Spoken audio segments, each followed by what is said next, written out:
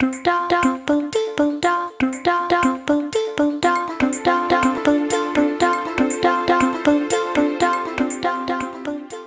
vous propose donc, pour cette troisième séance, d'ouvrir le deuxième chapitre de la première partie, repenser l'ordre mondial, c'est s'interroger sur un élément profondément novateur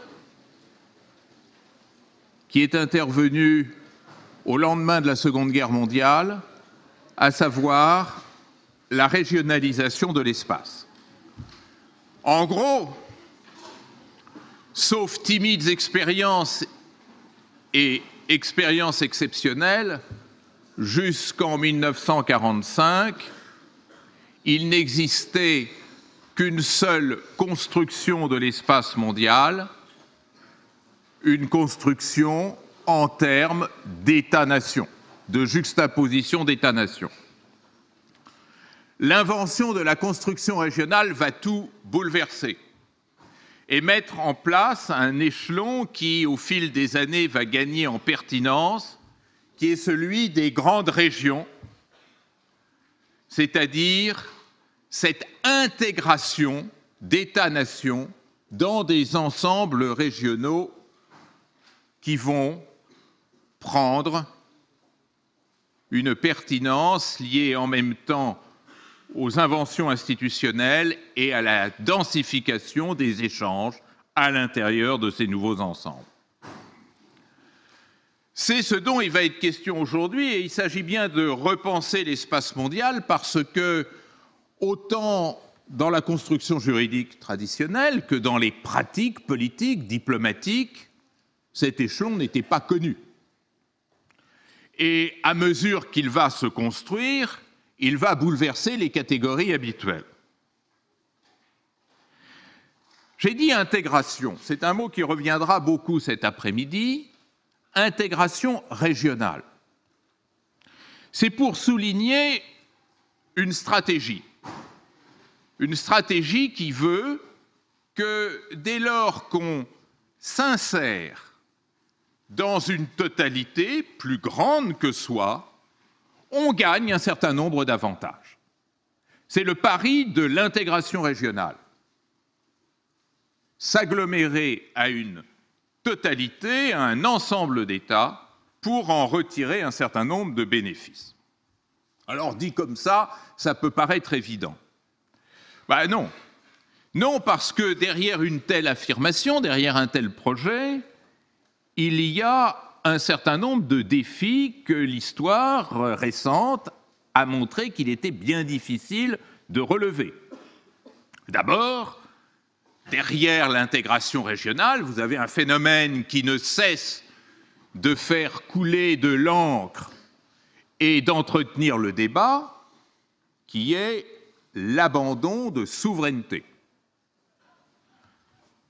Pourquoi, au nom de quoi, va-t-on abandonner une souveraineté chèrement acquise pour se fondre dans un ensemble régional? Est-ce que le coût que représente cet abandon de souveraineté est compensé par les gains que l'on peut en escompter? Prenez les 3 États baltes, Estonie, Lettonie, Lituanie, qui ont chèrement payé le processus d'accès à l'indépendance, suite à la décomposition, comme vous le savez, de l'URSS. À peine indépendants, ils vont demander à intégrer l'Union européenne. À peine restaurer leur souveraineté nationale, ces États choisissent d'en abandonner une partie en faveur d'un ensemble plus vaste dont ils savaient fort bien qu'ils avaient peu de chances d'en assurer le leadership. Deuxième question, gros problème aussi, deuxième défi, l'identification nouvelle. Quand on est citoyen d'une nation, on s'identifie plus ou moins à sa nation d'appartenance, mais la question est claire. Lorsque l'on est en même temps citoyen d'une nation et membre d'un ensemble régional, comment va-t-on poser le problème de sa propre identité? Suis-je d'abord européen ou d'abord français? Suis-je d'abord allemand ou d'abord européen? Et ainsi de suite. Troisième question, troisième défi, l'invention, si on se réfère encore à l'Europe, plus ou moins ratée, je dirais, dans une communauté politique nouvelle, c'est-à-dire une communauté non seulement à laquelle on s'identifie, mais qui devient le nouvel espace d'exercice de la souveraineté nationale et de la démocratie. Est-ce que les régions ont une chance réelle d'être gouvernées démocratiquement comme les États-nations ont pu l'être après tant d'années de lutte, d'échecs et de difficultés? Pas évident. Et au-delà de ces défis, on voit quels sont les changements au bout d'un éventuel tunnel. Premier tunnel, est-ce que le monde d'international va devenir interrégional? Est-ce que disserter sur le système international d'aujourd'hui, c'est parler des relations entre États ou c'est parler des relations entre l'Europe et l'Asie, entre l'Europe et l'Afrique, entre l'Asie et l'Afrique, entre l'Amérique du Sud ou l'Amérique latine et l'Europe ou l'Asie, etc. On sent bien qu'il y a deux jeux internationaux, un jeu qui reste interstato-national et un jeu qui commence à être interrégional. Et on voit bien comment tout cela pèse sur certaines négociations en matière de commerce, en matière de climat, en matière de sécurité. Autre changement possible, est-ce que la construction régionale se fera toujours seulement sur le principe de la continuité territoriale? C'est-à-dire, en gros, est-ce que les régions sont appelées à être de gros blocs géographiques? On l'a cru très longtemps, vu notamment le rôle pionnier de la construction européenne. Mais quand on regarde aujourd'hui l'IBAS, qui unit de plus en plus étroitement Inde, Brésil, Afrique du Sud, on s'aperçoit ainsi qu'une organisation composée de 3 États recouvre 3 continents, sans aucune continuité territoriale. Même chose pour les BRICS, qui piochent ainsi dans 3, voire 4 continents.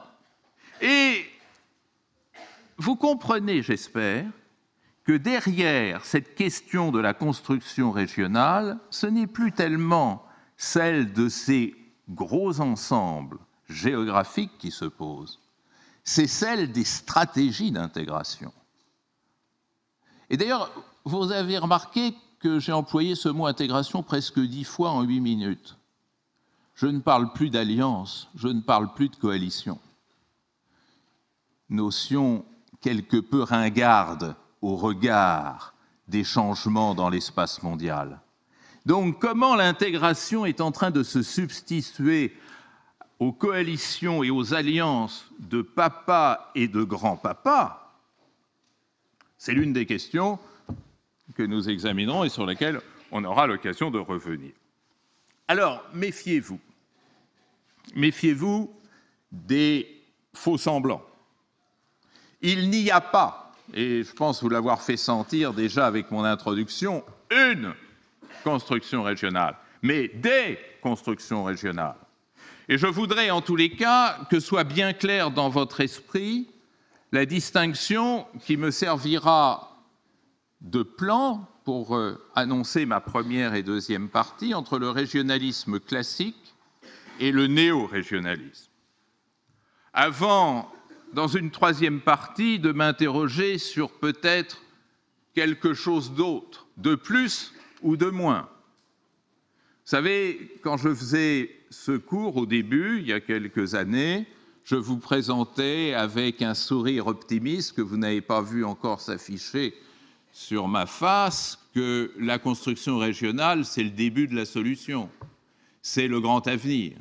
On se sentait tous ici en Europe profondément européens parce que notre résurrection semblait en dépendre. Et aujourd'hui, est-ce qu'on y croit encore? Est-ce que j'ai encore le droit d'avoir le sourire aux lèvres?